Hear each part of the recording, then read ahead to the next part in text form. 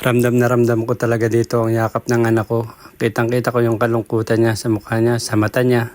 Kaya ko naiwan siya.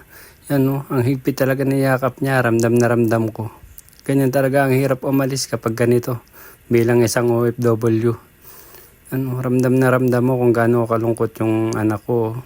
Talagang ang higpit ng yakap niya. Tapos kapag kinakausap siya, yung mahina yung boses niya kasi nga nalulungkot siya. Ramdam na ramdam talaga na ayaw niya akong paalisin. Tapos sabi pa nga niya, tinatanong siya, gusto niya sumama sa Japan. Tsaka daw si mami niya, sasama raw sa Japan. Kaya naman sobrang ngiti lang din ako para hindi niya maramdaman na nalulungkot din ako. Kasi baka umiyak siya eh.